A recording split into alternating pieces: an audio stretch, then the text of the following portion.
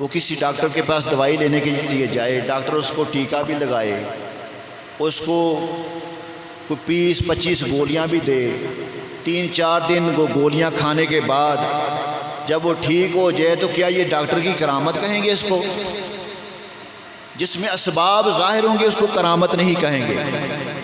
کرامت اس کو کہیں گے کہ اگر کوئی بندہ بیمار ہو گیا ہے، وہ کسی اللہ کے نیک بندے کے پاس چلا گیا، اس نے ایسے پڑھ کر پھونک لگائی، وہ ٹھیک ہو گیا، اس کو کرامت کہتے ہیں۔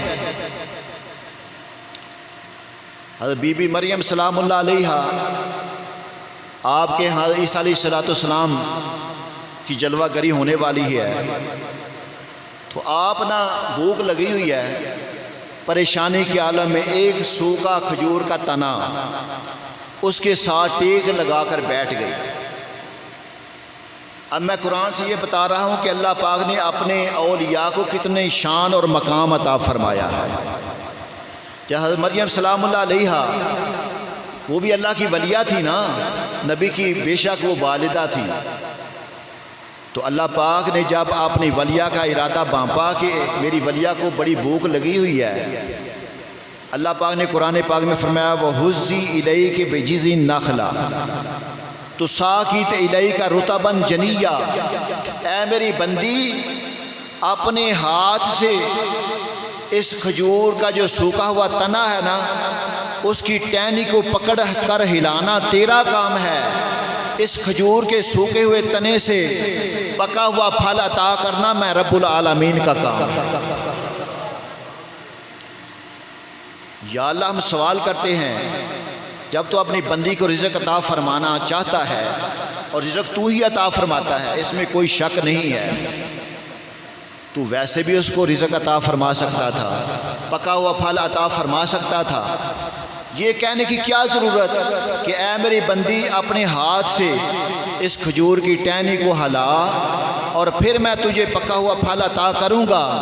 تو جواب یہ ملتا ہے میرے محبوب کے غلاموں، یہی میں تجھے بتانا چاہتا ہوں کہ جو میرے بندے ہوتے ہیں ان کے ہاتھ میں کتنی برکت کا میں نزول فرما دیتا ہوں۔ ان کا ہاتھ اگر سوکھے کھجور کے تنے کے ساتھ مس ہو جائے، اس سوکھا کھجور کا تنا وہ آنے وقت میں ہرا بھرا بھی ہو جاتا ہے، اس کو پھل بھی لگ جاتا ہے، پھل پک کے تیار بھی ہو جاتا ہے۔ اب کافی ادھر فارمر حضرات بیٹھے ہیں، آپ کو پتہ ہے نا اگر ایک درخت سوکھ جائے اس کی کوئی اور نئی شاخ پھوٹے گی، پھر وہ کتنی دیر میں ہرا بھرا ہوگا، پھر اس کو پھل لگے گا، پھل پکنے میں کتنی دیر لگے گی۔ لیکن اللہ کے ولی کی یہ کرامت ہے، اللہ یہ بتانا چاہ رہا ہے کہ میں اپنے بندوں کو نشانیاں عطا فرمائی ہیں، اگر وہ کھجور کے سوکھے تنے کو ہاتھ لگا دیں تو آنے واحد میں وہ ہرا بھرا بھی ہو جاتا ہے، اس کو پھل لگ کے پک کے تیار بھی ہو جاتا ہے، اور پکا ہوا پھل میں ان کو عطا بھی فرما دیتا ہوں۔ مولانا روم رحمۃ اللہ تعالیٰ علیہ مسلم شریف کی بڑی ایک مشہور حدیث مبارکہ ہے، وہ بندہ جس نے 100 آدمیوں کو قتل کر دیا، بڑی مشہور حدیث مبارکہ آپ نے اکثر سماعت فرمائی ہے۔ 100 بندوں کا قاتل اب وہ اللہ کی بارگاہ میں معافی مانگنے کے لیے اپنے گھر سے چلا، کدھر؟ اللہ کے نیک بندے جدھر رہتے تھے اس بستی کی طرف جا رہا ہے۔ اب راستے میں اس کا انتقال ہو گیا۔ اب چونکہ وہ بہت بڑا گناہ گار تھا، اس نے 100 بندوں کو قتل کیا ہوا تھا۔ محترم حضرات توجہ فرمانا، اب وہاں پہ جزا والے فرشتے بھی آ گئے، نعمتیں بانٹنے والے فرشتے بھی آ گئے، جنت دینے والے فرشتے ایک طرف، جہنم میں پہنچانے والے فرشتے ایک طرف، وہ کہہ رہے ہیں ہم اس کو جہنم میں لے کر جائیں گے، جنت میں لے جانے والے کہہ رہے ہیں ہم اس کو جنت میں لے کر جائیں گے۔ معاملہ اللہ کی بارگاہ میں چلا گیا۔ اللہ پاک نے فرمایا، زمین کو حکم دے دیا، ادھر ان کو فرمایا کہ زمین کو ماپ لو، اگر یہ بندہ اپنے گھر سے چل کر میرے نیک بندوں کی بستی کے قریب آ گیا ہے تو جنت والے فرشتے تم اس کو لے جاؤ، اگر اس کے گھر کا فاصلہ زیادہ ہے تو پھر جہنم والے تم اس کو لے جاؤ۔ اب ادھر سے اللہ پاک نے یہ حکم دے دیا، زمین کو جو اس کے گھر کی طرف تھی اس کو سکڑنے کا حکم دے دیا۔ اب ادھر سے زمین سکڑ گئی، اس کے گھر کی طرف سے فاصلہ زیادہ ہو گیا اور اللہ کے نیک بندوں کی بستی والا فاصلہ کم پڑ گیا، تو اللہ پاک کے حکم سے وہ جنت والے فرشتے اس کو لے گئے۔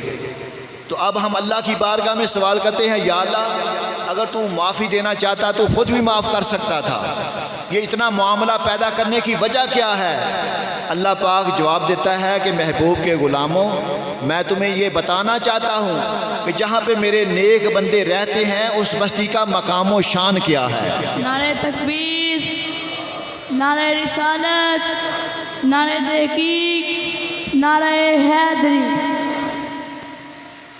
اللہ نے اپنے بندوں کو بھی عزتیں عطا فرمائی ہیں، یہ میں بیان کر رہا ہوں۔ وللمومنین، مومنین کو بھی اللہ نے عزتیں عطا فرمائی ہیں۔ اصحاب کہف کا واقعہ پڑھ کر دیکھ لو، سورہ کہف۔ جو بندہ جمعۃ المبارک والے دن سورہ کہف پڑھتا ہے نا، اللہ پاک اس سے مصیبتیں وبائیں بلائیں دور فرما دیتا ہے۔ اب ذرا غور سے ذرا جو سورہ کہف ہے نا اس کو پڑھ کر اس کا ترجمہ پڑھ کر دیکھیں۔